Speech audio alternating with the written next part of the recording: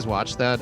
We did just before. Listen to that single. Mm-hmm. Yeah. Just before we joined the Zoom, so that would be fresh in our minds. Yeah. So I'm. The 80s were fucked up, dudes. The 80s were so fucked up. They were so weird. They were fun, but also that song's not good. It's bad. It's terrible. It's really bad. And every 80s movie had to have that kind of song. I was thinking the Never-Ending Story had like the same synthy kind of Ghostbusters.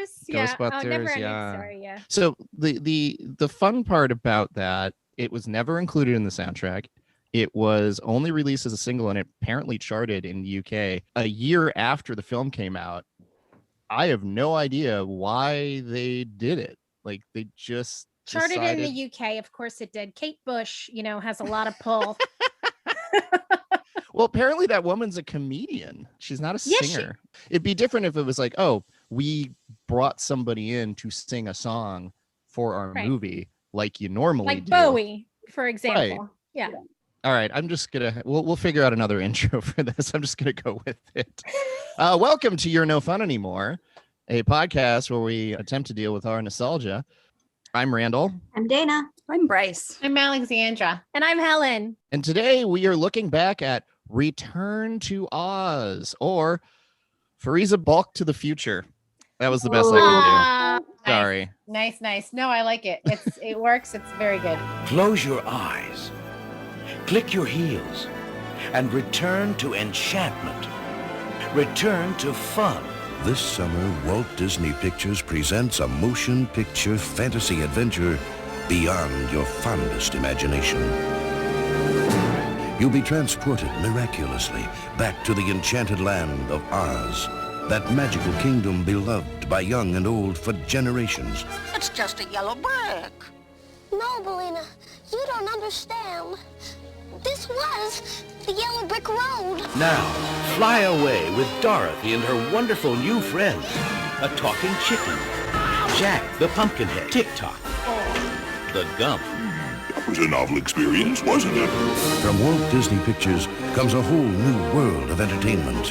Why don't we just fly back to Kansas? Return to Oz. Content warning.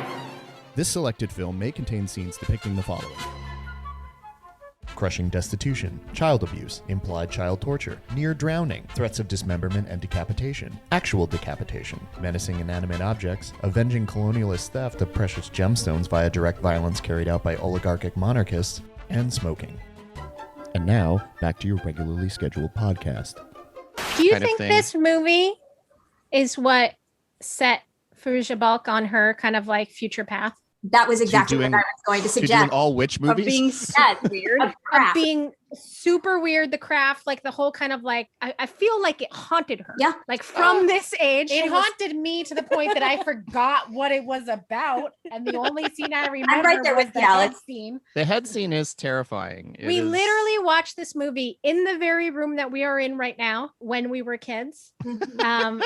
I specifically remember watching it in this room. I specifically remember watching a behind the scenes documentary that was on the VHS as well. Every 2 minutes, I was turning around to her and being like, do you remember this? Mm-hmm. Do you remember this fucked up thing? Do you remember this? So here's the remember the Wheelers? I don't remember most of that movie. I didn't remember the whole beginning bit of it. The whole like. I remember the Wheelers and the heads. That's about it. I remember this movie really well because I really liked it as a kid. And I remembered it as very like, oh, here's this episode, like this, what am I trying, this chapter. Right.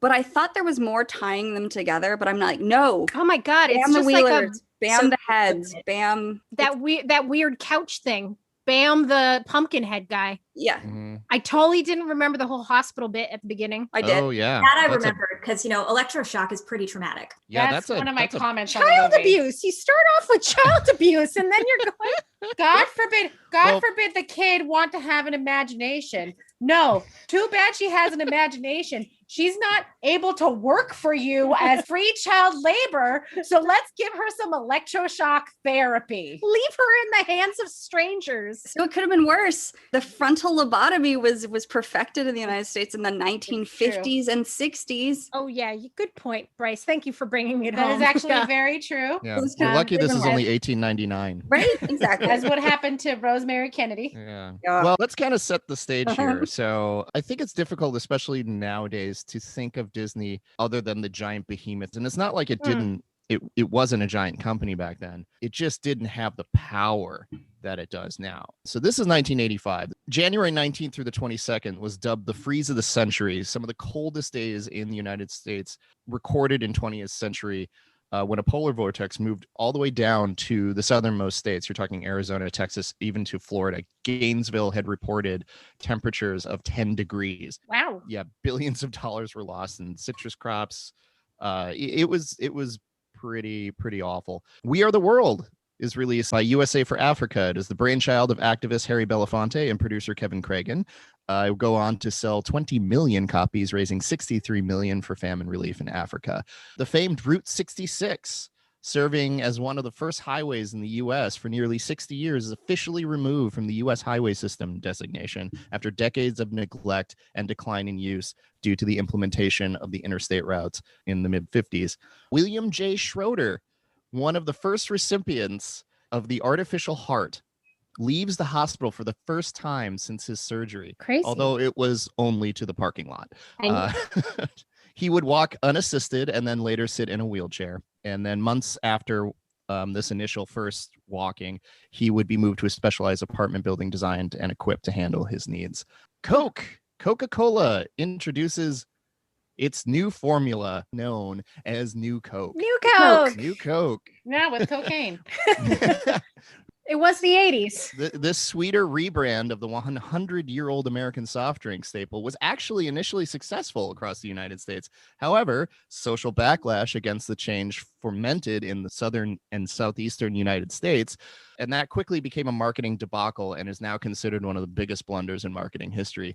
In Hampshire, England, a group of several hundred New Agers and hippies calling themselves the Peace Convoy were heading to the Stonehenge Free Festival, which is an annual free concert held around the monument since 1974. It is in the vein of Woodstock, like the free concert movement that kind of came out of the 60s and is kind of a dying thing.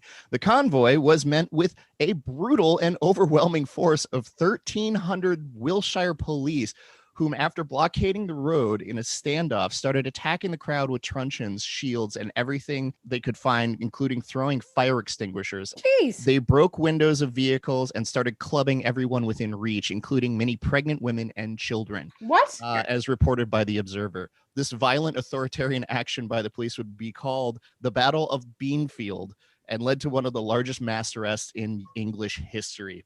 And speaking of previous musical delights that turn into a horrifying, scarring childhood memory, welcome to Return to Oz. June 21st, it is released. It opens in over 1,200 theaters to a dismal $2.8 million, reaching only 7th place in its first weekend, being beat out by fellow new release Cocoon, which was in first place, and then also being beat out by horror auteur Tobe Hooper's batshit naked space vampire film, Life Force. If you've ever seen it, I don't know how that made more money than this.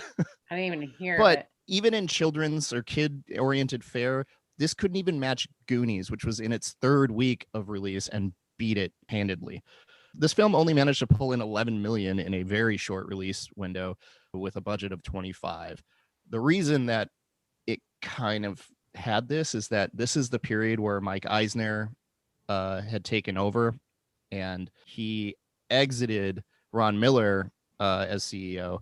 He brought along Jeffrey Katzenberger. They're both Paramount guys. This is the big foray into, like, we're going to make Disney a live action studio again. And their first nothing but terrible movies for like Yeah, Disney's foray into live action, especially big budget live action films, has kind of been wrought with difficulty all throughout the 70s and 80s. I mean, Walt Disney Pictures was only formed as a incorporation as 83. Their first picture was the Carol Ballard's Never Cry Wolf. which was, I think it's great. The second one being Return to Oz. This was actually the first film in Disney's canon to feature the now famous blue animated logo of the Cinderella Castle. Yeah. This film had been in production for like 3 years. So it oversaw a lot of change of hands, and when you're trying to release somebody else's movie, you tend to just ignore it like a stepchild. So that's what they did. They didn't market this thing properly. They gave it an incredibly short release, and I don't think they knew what they had on their hands, and they didn't care. Also, people's perception of Disney at this time, of what a Disney film was, is more in line with like Herbie movies and the Apple Dumpling Gang and other cheap child-oriented schlocks. Essentially. The one with the dragon. Yeah. How dare you call Pete's Dragon schlock? How dare you? Wait, what was the pink? What was the Figment? Yeah, the Figment one, not Pete's Dragon. Pete's Dragon, right? No, Figment was the Epcot mascot. He didn't have a movie of his own. He did have a movie, No, didn't he? No. No, the purple people eater. That's different. That's not Figment. That's the one-eyed one-horned flying people eater. That's what I was thinking of. Pete's Dragon is named Pete's Dragon. And he's green. And he's green. And he has orange. And he's a polka dots. He has the head of a dragon, neck of a crocodile. He's kind of strange. He's not a fish or a mammal, and I hope he'll never change. I liked Pete's Dragon. It's not easy. How dare you insult Pete's Dragon? I said I liked it. No, she's talking to me. She was talking to me. I liked Pete's Dragon. Anyway, that's not the movie we're talking about. No, that's not. But I think we got our intro.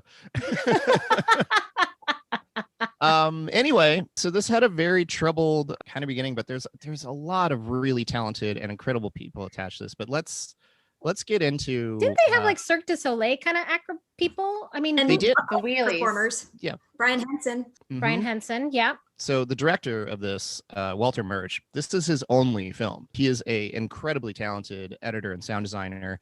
He was the first person to be coined with that term officially. It's kind of in the same vein of like when they started giving people for like art direction, and I have a list of that somewhere, anywhere. Please, where's my tabs? God damn it! That's why you don't have 60 tabs open, Randall. No, I do the it's not. same, Randall. Never stop. Never let them take away your tabs. I Yeah. have so many tabs there, Randall. I hear you. So yeah, sound designer, much like the term production designer, which was coined by William Menzies in the 1930s, it's just to designate everything that is done, including like sound mixing, sound editing, and creating the scape. It has such a lasting and creepy memory because there are a lot of parts where it's very static, but there's always something happening auditorily. There's like the just down to the fact that the hospital wheel squeaks on the wheelers. Mhm. Yes. And these little tiny buzzes, and the fact that TikTok is just this wonderful mash of different sounds, and it's completely fun. TikTok is wonderful all around. TikTok is my is favorite. like one of the saving graces of this movie. Oh yeah. Absolutely. I love TikTok. I will always But love you didn't think that TikTok is just a poor replacement for the Tin Man? the Tin Man. I mean, they're so much all better than pretty- the Tin Man. He's better than the Tin Man. I mean, Jack Pumpkinhead is clearly a replacement the for Scarecrow. Scarecrow. Yeah. And I mean, the chicken. Is totally. Toto. The Grump is there as Cowardly Lion. There are a lot of like connections between this, and actually all the original cast, the Scarecrow, the Tin Man, the Lion, were originally set to have larger roles in this, but due to the fact that they were massively over budget and out of time by the time they went into production, it all got scaled back. Also, fun little note, Deep Roy is the Tin Man in this. Did the Tin Man even have like a speaking role? I don't remember him Not in saying this, no. anything. You're just like at the end. Yeah. And that's why I said like a lot of it, this was just relegated to essentially just cameos, like glorified cameos. Right. Yeah, there was a lot of really big people and performances that were put into this, and I think they, Bryce had said this when we were originally watching it, that this movie does just clip. Like it is, Yeah. it just moves, which is unlike. I was going to say, unlike the original, which is the longest movie ever. It's not the longest movie ever, but it definitely has. Takes a long time to get where it's going. Yeah, it has these moments where it just keeps dealing with repetition as well, where you have to have, and it's a musical, so you have to have reprisals, and then in comparison to that, this is like an action smorgasbord. To get started, let's begin with Fairuza Balk, who was 9 when they were shooting this. 9. And Holy also, shit. as Helen She turned pointed out, 10, I believe. Yeah. a more appropriate age for the actual Dorothy. Yes, like for the actual Dorothy. Yeah, Yeah. from the books. Absolutely. It's amazing how Dorothy went from a 16-year-old to a 9-year-old. Well, from a 20-something-year-old playing a 16-year-old to Well, I a think she was, 9-year-old. I think No, Judy Garland was- Judy Garland was 16 when they were She was shooting. 16? She was 16. She was really young. Yeah. Wow. And she'd already had basically a decade of experience. by It just that made point. her look a lot older. Yeah, she'd also been in a lot of shorts beforehand because they would test out their new starlets, these up and comers, and you could see. I don't want to go off on a Judy tangent, but yeah. So this like with Fairuza Balk, I feel this is she does a really excellent job of. She's what a great child. actress in this. She's so good. Like there's Mhm. points where she's like doing these crazy stunts, you know? Yeah. Oh, she And- did all and of her it- stunts. And it's so incredible to see her climb into that crib like thing that's floating down the river and like save herself. She seems, you know, I mean, she probably was genuinely scared because this is a terrifying fucking movie, you know, but there's points where you're like, holy shit, like why is nobody taking care of this child? This child who is lost in Well, I think that's the whole point of asylum, like Yeah. left by her aunt in like, you know, some evil medical system. Can we And then just talk about Auntie M for a second and the fact that she left Dorothy in an insane asylum?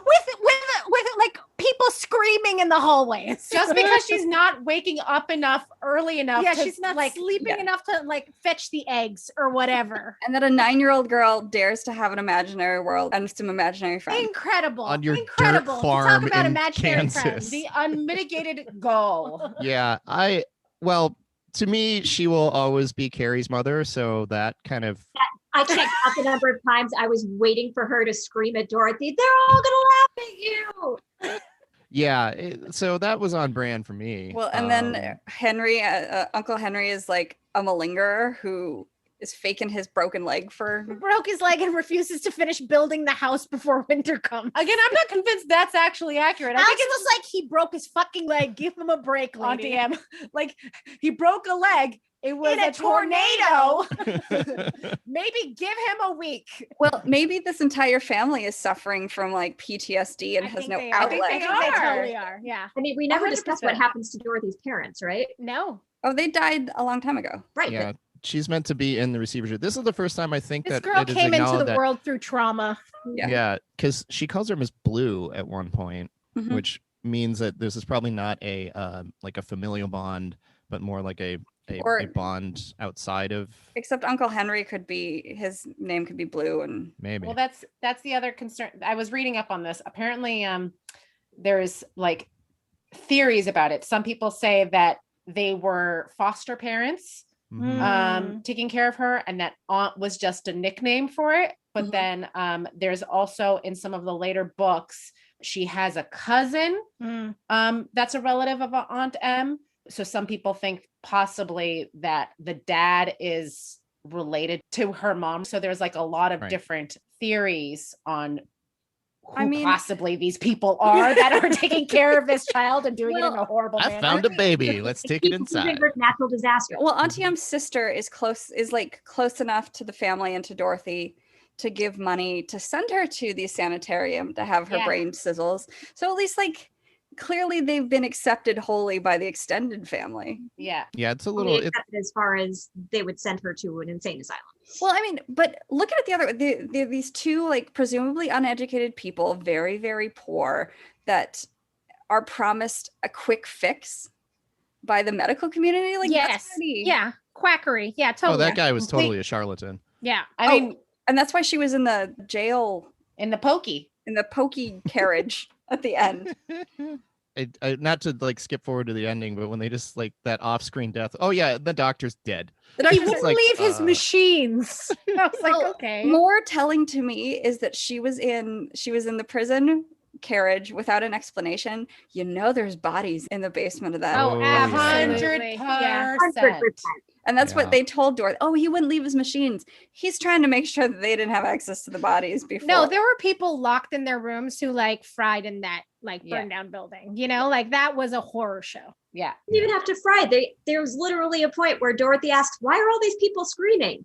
Like they were clearly torturing people all the way to that hospital. Yeah.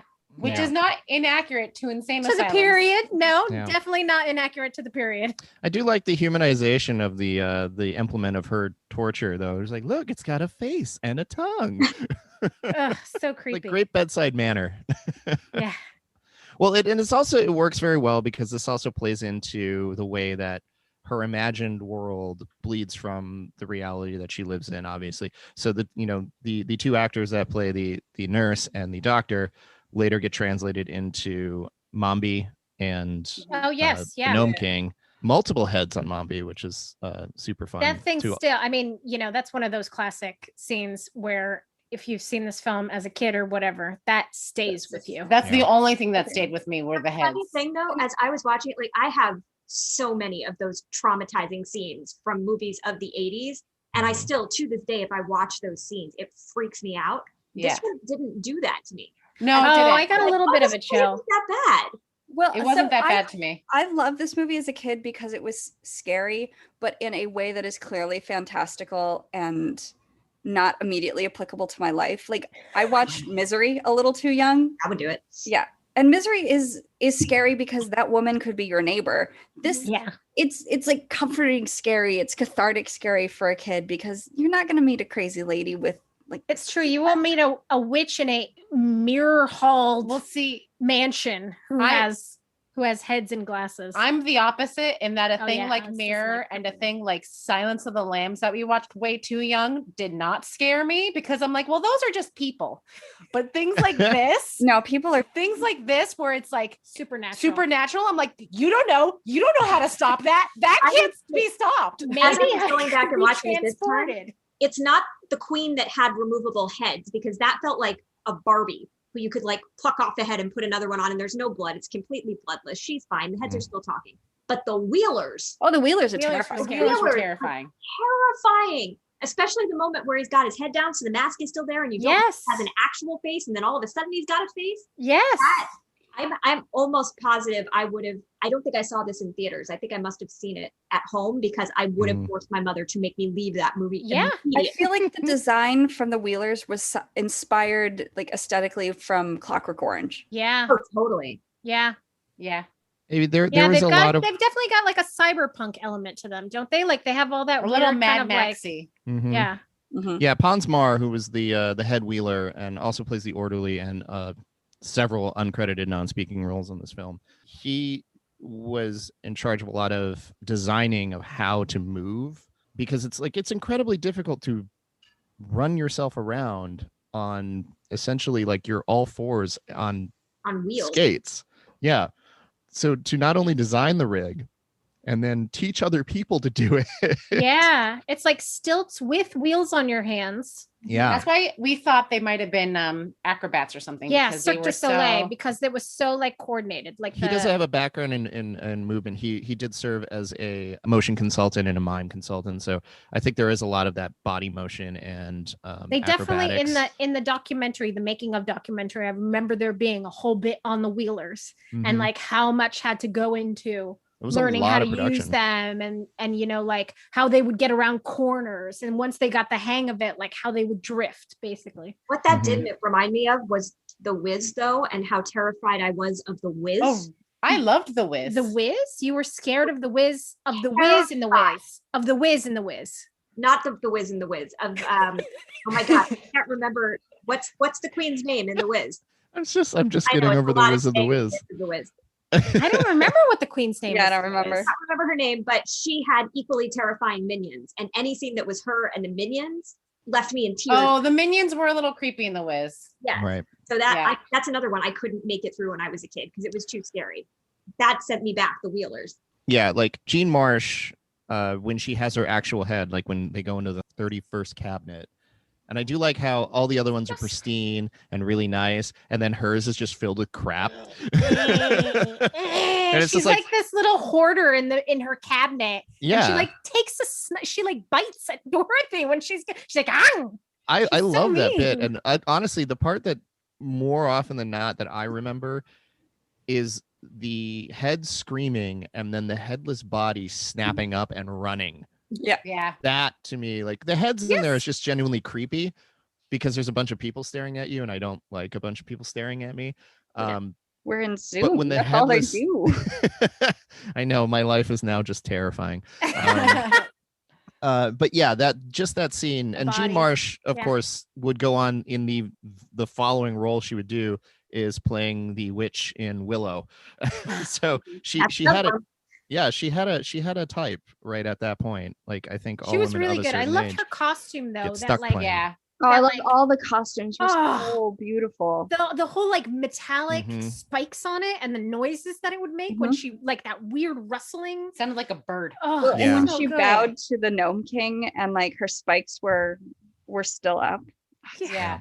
Like really the costuming work in this, and frankly, all the art director in this, which oddly enough shares a lot of connection between Hall of Mirrors, that lunch pail tree. Gorgeous. The Hall of Mirrors is gorgeous, and that like special effect where they do where Ozma is trapped in the glass, you know, is so good. Or the rock scout who would come back to report to the Gnome King. So good with also the little voiced like jagged by edges. Pons Maar. Oh really? Oh, that's cool. Other side note, he also voiced the Noid.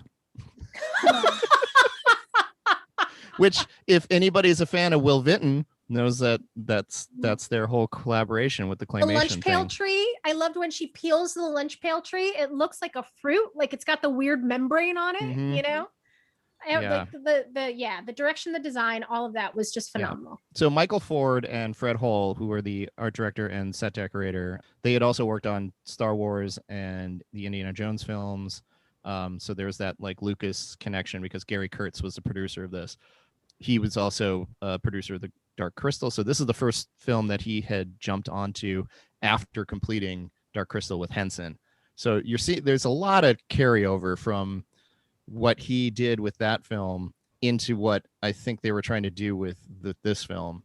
Unfortunately, due to the changing of the guards and the fact they were all running over budget, management decided to fire him and bring on Paul Maslansky, who is most known as the guy who produced all the Police Academy movies. That's a change. To come in and finish it up under budget. But on his insistence, he actually brought Gary Kurtz back to finish out the vision because he's the one that gets the executive producer credit on all of this stuff, because it's really him and Walter Wirch really wanted to do this to create a more accurate representation of what the L. Frank Baum books were.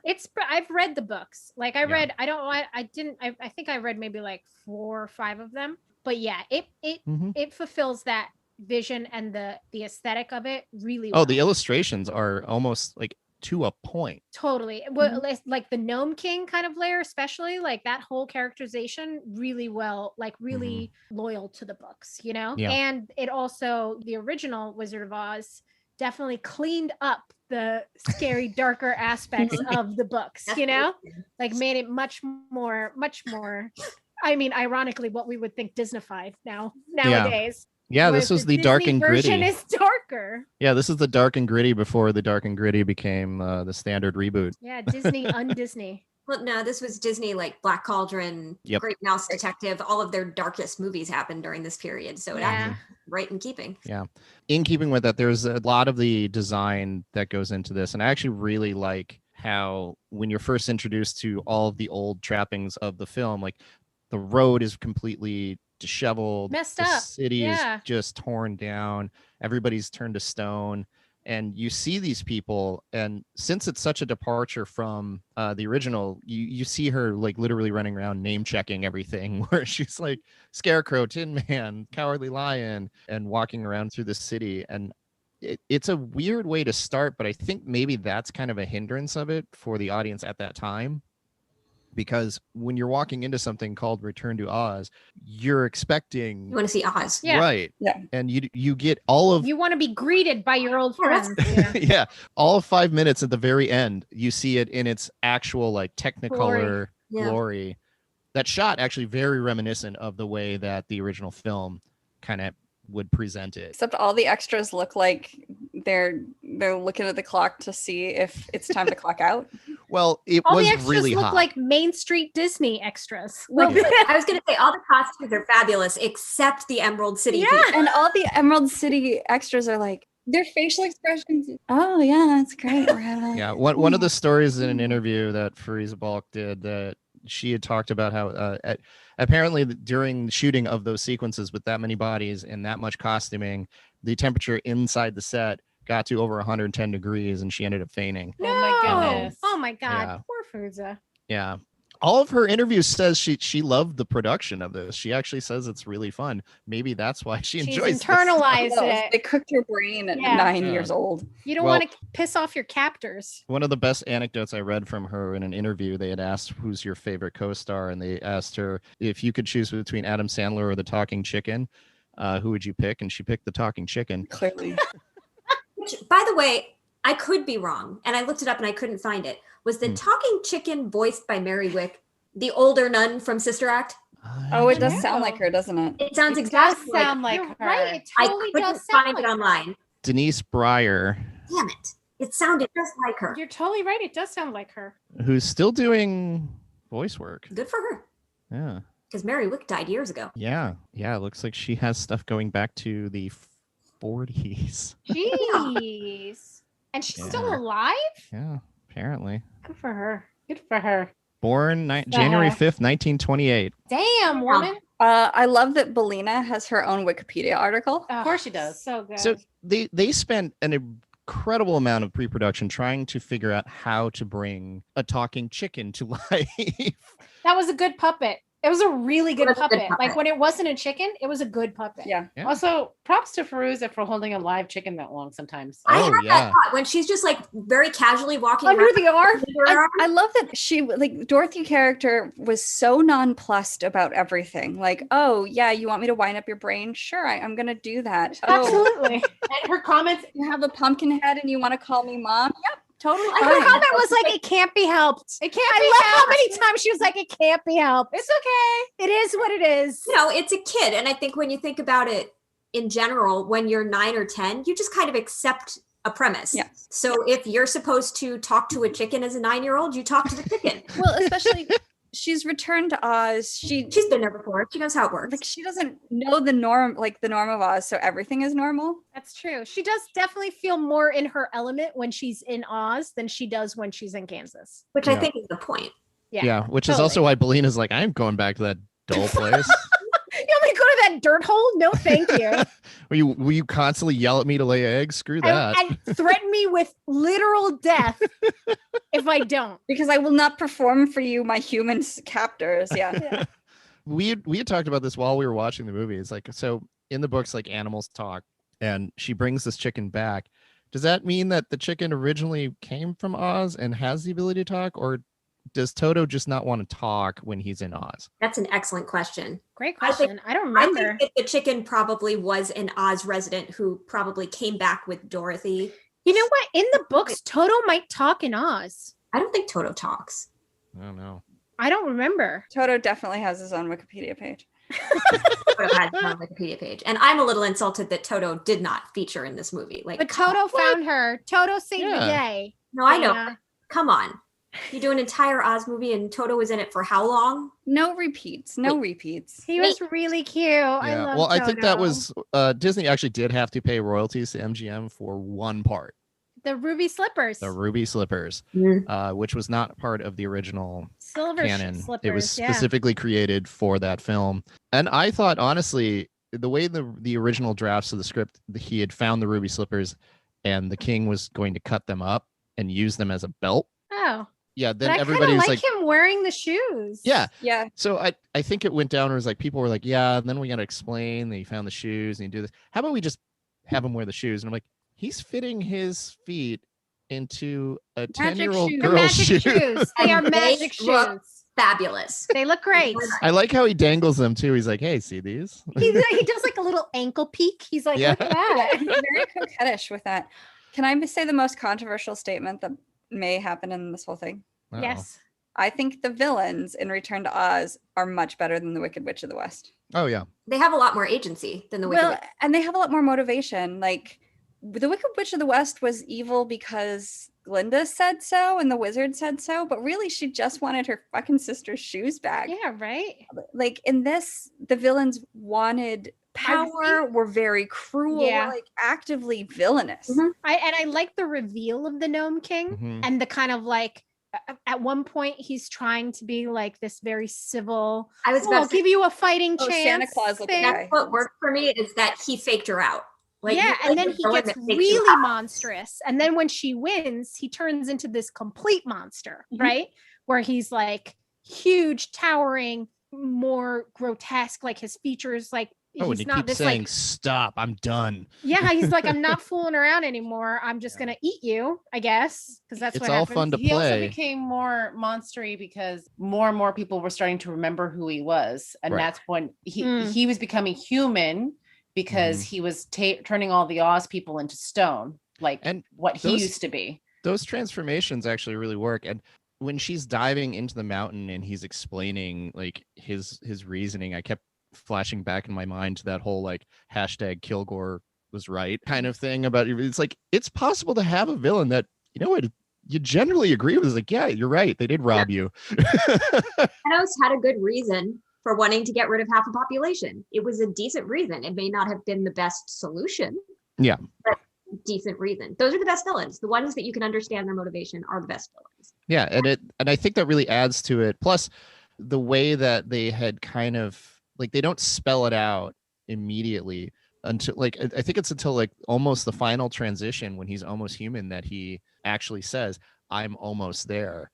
Where you reveal what's happening. It shows you what's happening. As soon as somebody disappears, he becomes more less human. less of the rock face and more of a person. And those little details, and I cannot begin to overstate the absolutely amazing work that Will Vinton and the entire Claymation team did on this. Claymation is Claymation awesome. is really good. So good. Laid over, like even in the beginning with the rocks and their little eyes. So subtle, so good. I mean, not only did the guy coin the term claymation, he is listed as one of the godfathers in resurrecting the art of stop motion. His contribution to this film, it just all the surreal feelings that you get. It's to me, it's almost like out of Cocteau's like Beauty and the Beast kind of thing, where it is just so fantastic to be in this world that isn't just shots for shot's sake. Honestly, one of the weaker parts for me is when they escape, when they tie all the couches together and they get on the Gump and they fly away. See, but I love that because that's what I would do as a kid. I can't tell you how much furniture I would like rearrange and like turn into like that was hands down one of my favorite things as a kid was building forts and like creating these like fantastical vehicles that I would and I think it's really it's a credit to not only this film. I mean, this is the guy who created the Mark Twain movie, like I said, the Noid, the California Raisins, tons of these claymation specials and things like that.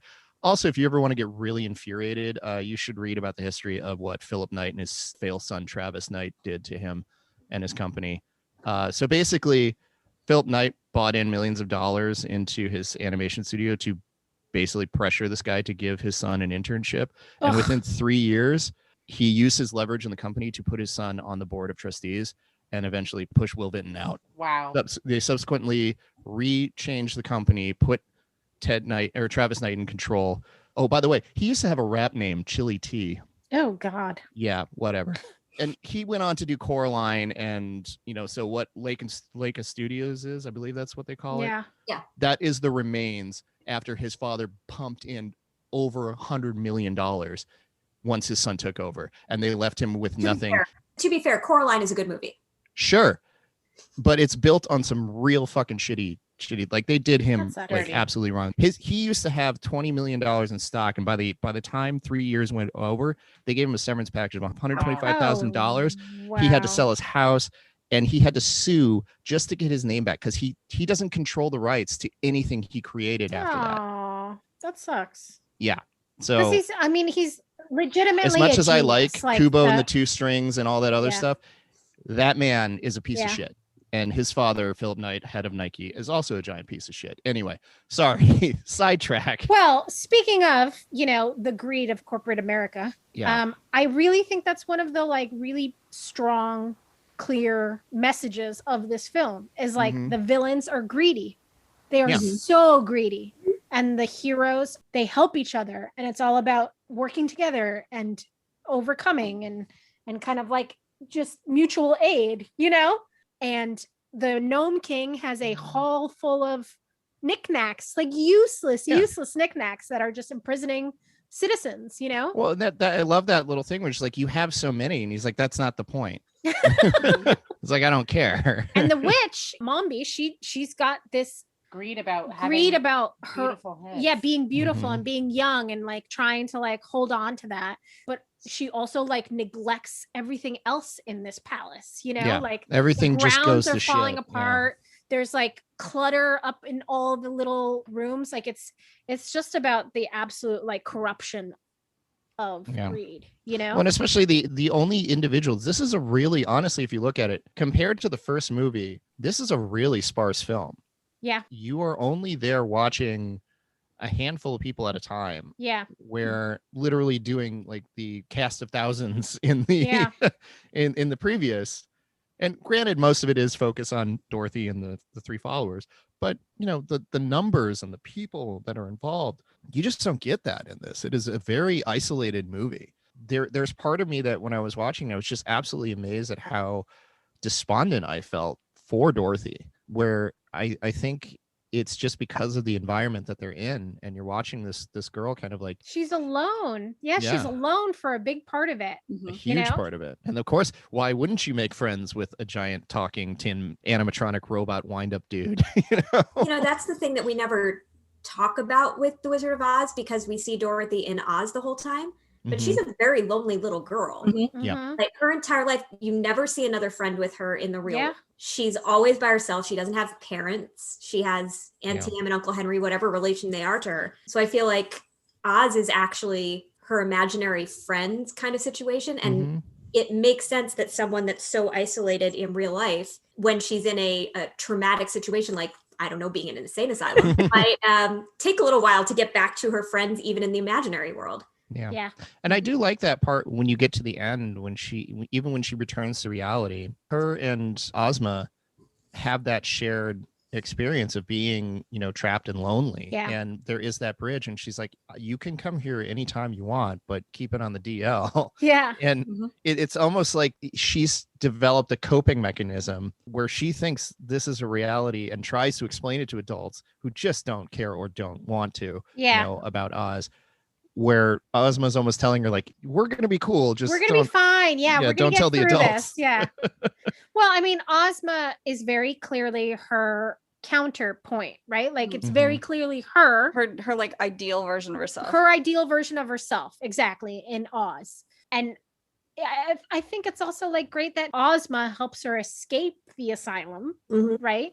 So it's really herself escaping. Like she's getting herself out of that situation. She's self-comforting so much, she has to take care of herself in so many ways, and building this fantastical empire is part of it, like that's what gets her through life, is having this like fantasy. So basically when she turned 16, Dorothy definitely started smoking and started running around with the biker. 100%. Yeah. Well, let's see. It would have been 1916. So yeah, that would have been right around the cusp of. Oh, except Dorothy joined a circus. I'm sorry. She needs to. Dorothy got stuck in the Spanish influenza thing. Yeah, which started in Topeka, Kansas. She is in not Spanish influenza. The pandemic of 1918. Alex is saying let's not tar the Spanish with this flu. Sure. Okay. By the way, Emma Ridley, who was the actress who played Ozma, was also a fellow child star. That's a fun little Wikipedia on your own about her. I don't like that. She was a troubled UK. She okay? Youth. Yeah. Now she is. She's found God and has made a subsequent career afterwards. But she was a tabloid fixture throughout the 80s and 90s.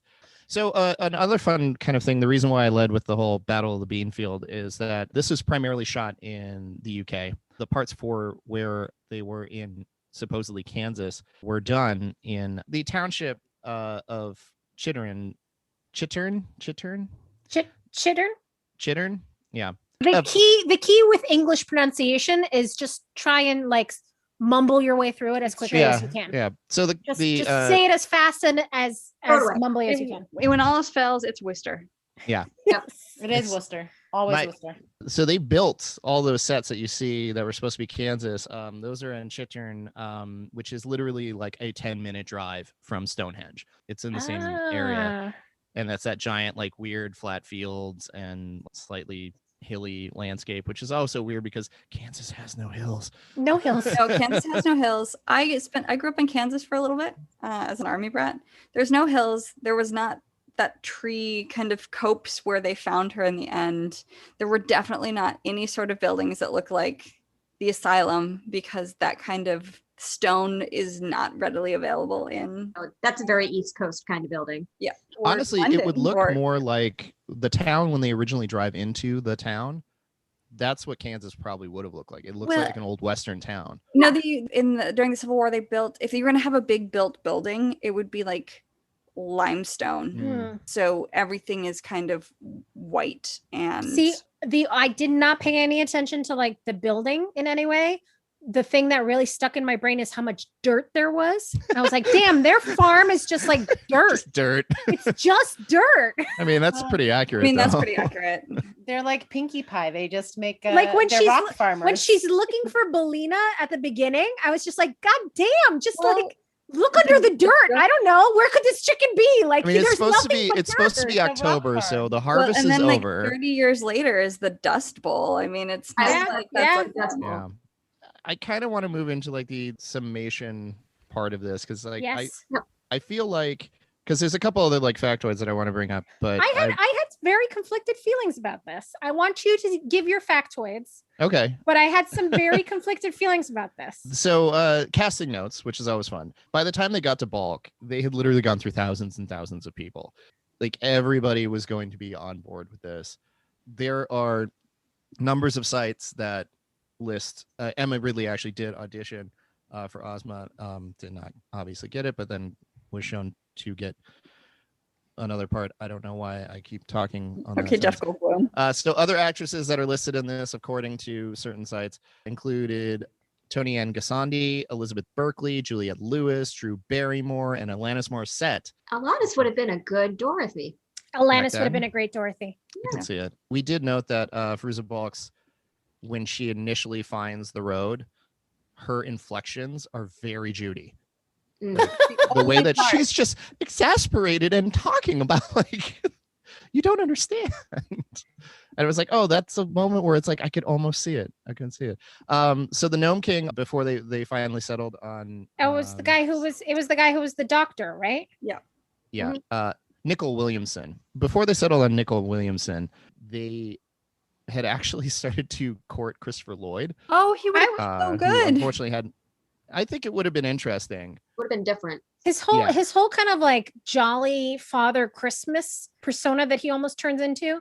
I was like, Brian Blessed would have been a really good Gnome King. We had watched we'd watched the sequel to, I'm gonna just call it Sexy Kurt Russell Santa Claus movie. Not where Santa Claus is sexy, but where Santa Claus is pretending to be sexy. Anyway, we'll unpack that all later. But Gnome King, when he was turning human, reminded me of sexy Santa Claus a la Kurt Russell. Oh, I could see that. Yeah. And he is a Disney connection. It would have been fine. Yeah, I think he's like a little one young of the at that early point. Disney movie stars. Yeah, he's a little too young at that. So for Mombi, Princess Mombi, you had names like Mary Steenburgen, Terry Garr, which I think could have been interesting. Terry Garr could have been cool. Yeah, and Louise Fletcher. That would have been different. Yeah. Who's Louise Fletcher? Nurse Ratched.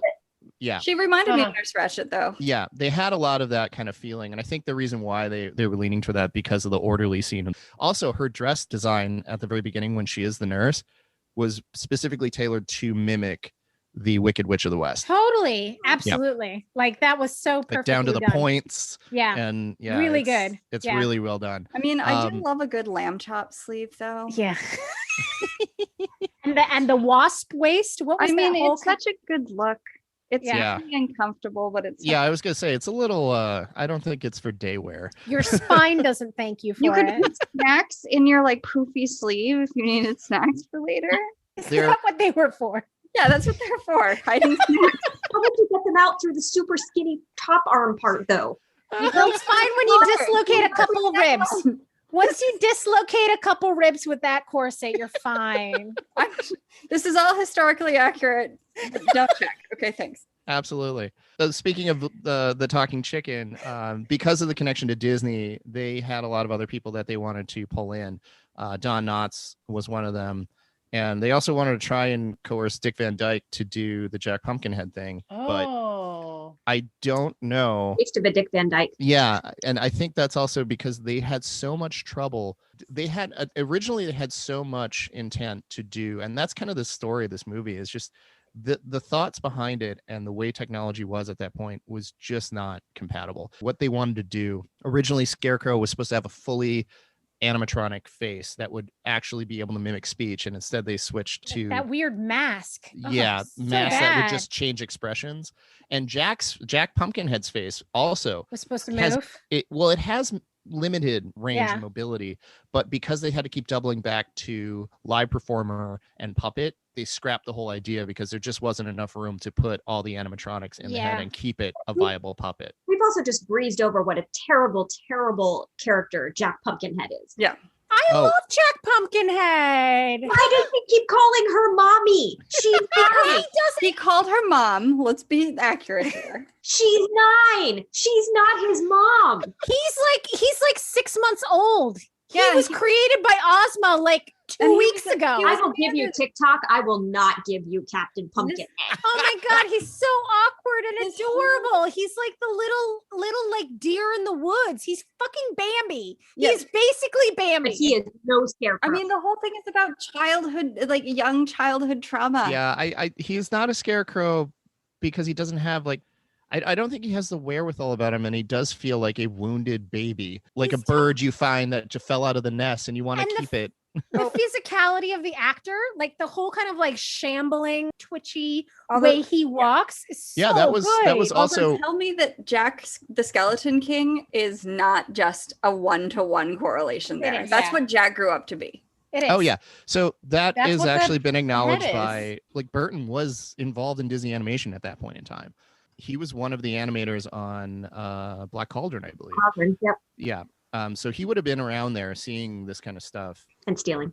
And I'm sure it just influenced what he wants. Plus, honestly, the Patchwork Girl is totally like is what's her name from Nightmare Before Christmas? Yeah, Like, Sally. Yeah, Sally. So there's a lot of this stuff that you can pull from like Oz that just kind of lends itself to the other things. But yeah, it's totally Jack Skellington in just the way that it moves. And, Oh, so good. Love it. yeah, how he feels about that. I like the new characters more than the old characters. Like the old characters, I was like, who are these posers? These are not Scarecrow and the Lion. Alex, when we see this, she was like, Oh my what God. the fuck is this That lion? That lion looks like that skin. Have you ever seen the really bad taxidermy of like Like long pre-moral trying to achy make sense? taxidermy? Yes, absolutely. They've never No. seen a lion They've before. never seen a lion before, so they think it looks like a dog, and so they stuff the lion, and it makes it look like a dog in like its Scandinavia. tongue is hanging out and its eyes are on the front of its head. Honestly, like it reminded me of the wolf from the Neverending Story, the way that it just kind of had that constant gaze into the I thought it was nothing. vacant. I thought it was totally vacant. I was like, who is this loser? I mean, that's the Not weird part my- is that I believe the chicken Right. more than I believe the lion. Totally. To be fair, they probably spent way more time developing the chicken because even like the way it blinked, it looked like a real chicken. Well, with It the did. with like the two different Eyelids, eyelids, loved yeah. it. Yeah. And the little feathers, just those little like really fine feathers right around the edges. Oh, so Yeah. good. All right, so how do we feel about this film? I will be honest, and I know that I am once again in the minority. I don't like this movie. It's weird. You know, why don't you like it? I was not invested in it at all. The way that I become invested in a movie is I get pulled in by one character. Like it just one character was all I was looking for. But I did not ever find that character. Maybe TikTok, but even then, when he gets turned into the ornament, I went, oh, okay. And then when they when they all escape and don't realize that they've left him behind, and they get back to their place, and then they're like, "Where's TikTok?" And I'm like, "Yep, You assholes. TikTok's probably dead, you assholes." Okay. Yeah. I don't feel anything for this movie, and I don't even have, because I don't remember it that well, I don't even have the nostalgia of, oh, well, I love this movie because it brings me back to my childhood, because this one doesn't.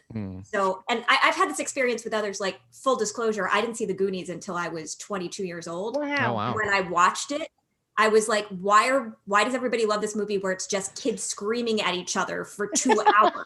It's different when you remember it and you watch it as an adult. I'm going to put a pin in that one because I have a special guest star that I think would agree with you wholeheartedly about that movie. But I blame Richard Donner and his style of directing, which is big eyes and shoot. And scream. And scream. Here's the thing with this movie is I have that weird nostalgia about it where it's one of those fucked up things from childhood where you look back on it and you're like, why did they make this movie for kids? Why did they put us through this? Why did they put us through this? That's Why awful. do we have this shared trauma about this stuff? And then you watch it and you're like, this is still messed up. Like, this is still a weird movie for kids. Like, I don't understand why they did this movie for kids. It doesn't have the same kind of haunting power it had. I probably wouldn't. I'm not going to watch it again for my own entertainment. And I probably wouldn't recommend it to another adult person's kids. Oh, Bryce, your eyes went really wide. Do you want everybody to go through? I'll wait my turn. I'll wait my turn. I just feel like it definitely created a certain set of horrific imagery in my head that has probably influenced my view of the world, but I'm not sure I needed that. I feel like I got that experience from so many other movies in our childhood where it's like everyone is traumatized by the never-ending story. Everyone was traumatized by that one scene in Pee-wee's Big Adventure. This one, even though I know everyone was also traumatized by this one, it doesn't stick with me the same way. Like, I don't think this one traumatized as badly. So I liked this movie as a kid. I was also one of those weird kids who really liked Hieronymus Bosch as an artist. And this that is genuinely bizarre, Bryce. Yep. Like, for a kid to even know who Hieronymus Bosch is. We had art books in the house, everyone. Okay. But I put this and that in the same category where it's scary, but it's fascinating. And it's not scary because it's not real people. I did ask Randall if he wanted to do a tie-in towards the Satanic Panic in the 80s, but I couldn't. Do you remember the Disney? It was a Disney movie, right? Watcher in the Woods. Yeah, I loved it. Mm-hmm. That was a scary movie. Yep. That was genuinely a terrifying movie. Or does anybody remember Mr. Boogedy as a terrifying Disney movie? Yes, Mr. Boogedy was terrifying. My theory is that Mr. Boogedy, threw us all up. Locked it out also. But I was so scary. I still enjoyed this movie as a grown-up. Like, I enjoyed how it clipped. I enjoyed the imagery. I wonder what it is about our generation that all our heroes are victims of child abuse in a really terrible way. Latchkey kids. We were all the 80s. The 80s were all about latchkey kids. But even right? like how many people our age latched onto Harry Potter? Like, we love it. We were the last generation that they felt comfortable messing with, and it was because we were like the last generation that were kind of treated like adults before we were supposed to be. Yeah. Because now, like, it's rare that you're going to find a helicopter parent that would allow their children to watch. I am 100% showing this movie to my niece. Of course you are. 100%. And I think that's the only way kids are going to see this messed up stuff is if our generation is like, no, you have to watch this. This is going to make it all better for you. Yeah. But if the filmmakers of that time clearly thought they were making movies for adults. But don't you think that it only resonated for us as kids because, like, Alex and I had working parents. Mm-hmm. We were at home by ourselves a lot, you know? And, we had our grandma raising us for part of the time. But once we got to a certain age, I would come home and watch Alex. Mm-hmm. Or when we were at the restaurant, we were also allowed to be on our own. Like, going we were to left the park by ourselves, going to the beach by ourselves. Like, we were left to our own devices way too much, I had a stay-at-home mom until I was like 12. And then my parents got divorced and she was going to school and working full time at night. So I went from all the helicopter parents, like supervision all the time, to latchkey kid literally overnight. It was very, very strange. Don't you think that kind of like like personal experience is like why you identify so strongly with these? Sure. Plus all the Hieronymus Bosches and the Edward Gorey books were just around my house. And it's also all of these kids that got pulled into these terrifying adventures.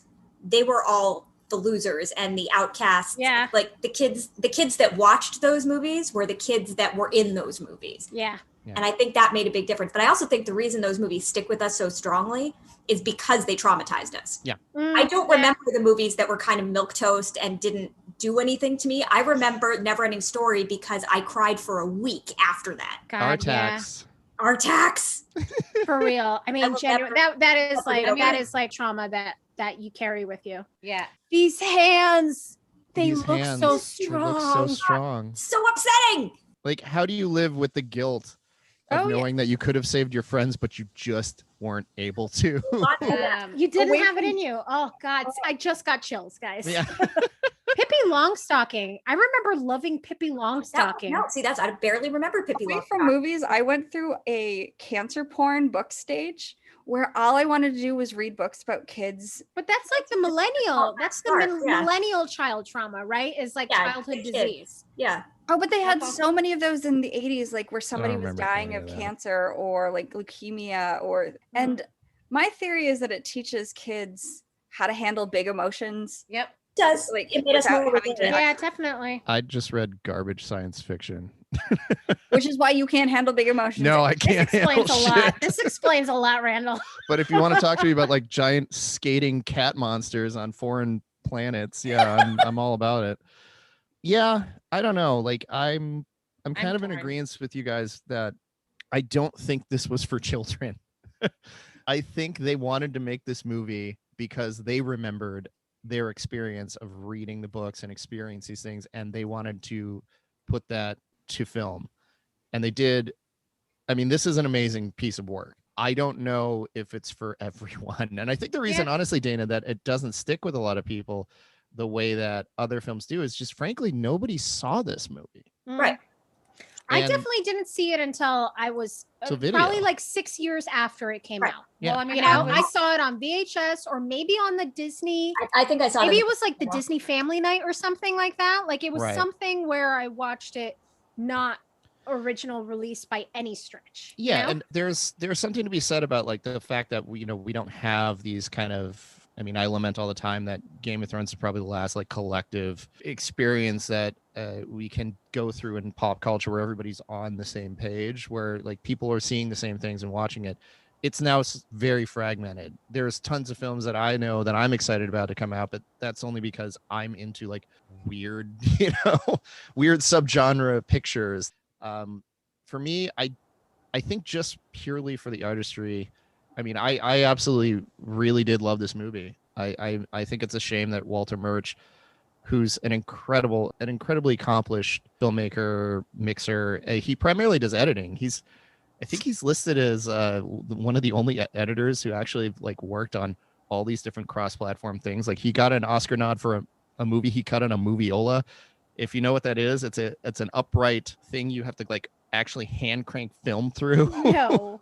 Yeah, it's a foot pedal that you just kind of stand and you cut dailies on. You won both an Oscar for sound mix and editing. Oh that was the English Patient, which is the only person to actually win 2 Oscars for 2 different categories like that. I mean, this guy is like he worked on The Conversation, all 3 Godfather films, That's Ghost, crazy. The Unbearable Lightness of Being, The Talented Mr. Ripley, Jarhead. Oh, and of course, I Love Trouble, featuring everyone's favorite romantic comedy duo separated by 3 decades, Julia Roberts and Nick Nolte. Barf. Terrible movie. Gross. Why? This guy Hollywood sucks. Yeah. THX 1138, he co-wrote with Lucas because he's a USC guy, and like it's a shame that this guy's only done 1 movie. It's crazy. And I think it really honestly just comes down to the fact that Disney, once they switched over to Eisner and Katzenberg, they basically threw this thing out to the wolves and said, yeah, whatever. But I definitely feel like it got, if not cult status, like, obviously all of us watched it when we were younger, But you that's know, like because we all maybe not watched like it now. release, but like we watched it when we were in our formative years. So it definitely got some kind of spread somehow. It's because everybody had the Disney Channel. It's the same way a Yeah. lot of people have seen Teen Witch that probably shouldn't have. It's just ran on Teen Witch. all the time. Or Well, Motocrossed or Halloween Town. Or Halloween Town, yep. What was the one that Fairuza was in? Worst Witch? The Worst Witch, yeah. The worst Worst witch. Witch. That's the one. Another witch. There's Another a witch. With Yeah, I guess Tim it doesn't Curry hurt when is- you own the TV channel. Yeah, I didn't hate it, but I also wouldn't go out of my way to watch it. And I wouldn't also tell somebody to not watch it. I'd say, it's fun. If someone were There's- to ask there's me if really- it holds up, I'd be like, yeah, it holds up. But it's a terrifying piece of cinema, like It's weird. And it's I think weird. my saying would be, it's fine, but if you didn't see it as a kid, I'd skip it. Yeah. I wouldn't turn somebody away from it. It's definitely fun in that it's crazy bananas, It is crazy bananas. but it's also crazy bananas. Yeah. And there's the scary head thing. yeah, I it's mean- hard to keep. It's hard to kind of follow if you don't. Yeah. I mean, you kind of have to surrender yourself to it, don't you? Yeah. I would simply say just to watch the Will Benton stuff and all the claymation, that Yeah. makes it worth Mr. the- TikTok. He's TikTok. TikTok is the Can I best. just say, Michael Sundin, in order to, and I know I shared the screen before, but I'm just going to do it again. Like just he's because such a good hugger. TikTok is such a good hugger. Every time Like- she hugs him, I'm like, I want a hug from TikTok. also from anybody. This Angel Fire site is incredible. Oh They yeah, need to by the just way, I'm looking at an constantly Angel turn Fire site, him. and this is how they had to let Just me show you Look, what the Wheelers. this- Did you see that? this. Look at that. That is this ridiculous. is how he had to walk. And by the way, So can you describe yes, this? so There's no Randall? way he'll stand So- up straight. Michael Sundin, who's a gymnast, who was the physical body and movement for TikTok, basically had to grab his ankles, bend his head in between his legs, and be sealed into a tiny ball, which they would Yeah. put all the head on the top, and then he'd have to walk backwards to keep the balance. So and when he's got straps holding his body into this doubled over position. Guys, it Right. is I feel like there was a simpler way to do this. To do apparently TikTok? not. Yes, you're right. Because this is what they came up with. I mean, yeah, and if you look at the way that they design the wheelers, this The stuff wheelers that are they're playing crazy. around with is, they're basically prosthetic limbs that are attached to gurney wheels. I'm so old. My back just aches. I know the chiropractic bill for this set must have been just Yeah. astronomical. And oh yeah, there's the witch training with them. The fact that the Wheelers are practical. Yeah. It's Just not- incredible. yeah. It is incredible. More than anything, I would recommend this watching just for the sheer amount of talent that went into making this film. It's true. As a cultural artifact, it will probably eventually be lost in time like all the other ones.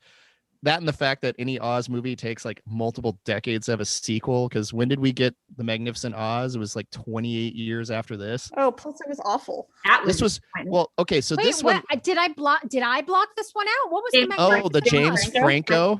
That was Oh, supposed God, to be that's Robert Downey right. Jr. and would I have been did block this out. better if it had been Robert Downey Jr. It would have been better as Robert. It would have Downey been better Jr. if it had not been made and it wasn't just awful. What is Well, It's the one with James Franco. Remember? And it was Technicolor Dream, where he do goes not. as the Wizard of Oz. It's the prequel, right? Oh, Wow. Wow. Wow, that just clicked in. With what's her name as Yeah. okay. Yeah. Wow. that was a real hit. That was I know. I feel so bad for what was it, Mila Kunis in that? Because she Yep. was And really that's who I trying. was Mila Kunis. She Yeah. was really trying, and everybody else was like, "Yeah, Random. fuck it." Mila Kunis is always trying. She always also tried in what was that, Andromeda? What was it? No, That's Jupiter terrible. Ascending. She's Jupiter amazing in Ascending. that. She's great, but I yeah. love her. I She's just love funny. when she was like, "I love dogs." Yeah. That movie has a Books special are place great. in my This heart. is what I don't get. I understand why that there's this appeal for it because the books are great and they Yeah. are great fantasy, and I think they're great reading for kids. They're so imaginative and they're so fantastical. You're wrong, but I don't think kids are reading it anymore. No. Nobody's reading it. I don't think no. anybody reads the Frank Baum books, right? I don't think so. They are 100% in the public domain. Everybody should read them. You can read them on Project Gutenberg. Like you can download them to your phone. You don't have to pay for them. You can't make them into movies because Disney bought all the rights to them. He did that back in the 50s when he was still alive because he desperately, Walt Disney wanted to make this movie after the success of Wizard of Oz. And oddly enough, Wizard of Oz didn't really get to the cultural place that it is until it started airing on television constantly. It was a big hit in its time. And like Christmas, it was the big Christmas movie or Thanksgiving. What was it? The big movie? Disney really, really, really wanted to do this adaptation. He tried for years, and then he tried to do a stage, and then it ended up just wasting a lot of time and money, and it never came to fruition. And they finally did it, and this was the result. Oh well. So who knows? Honestly, in another, like, based on this schedule, probably another 15 years from now, we'll probably see another Oz movie. I don't know. That sounds about right. Yeah. So there you go. I think that's a good place to end. I imagine somewhere I'm going to pull that intro out of. I thought you took. I think we have something that we can kind of like pull together from the intro. Definitely. Yeah, I think it'll be fun. Honestly, I want to lead in with that song. That song, oh man, it is some synthy trash. It's incredible. You are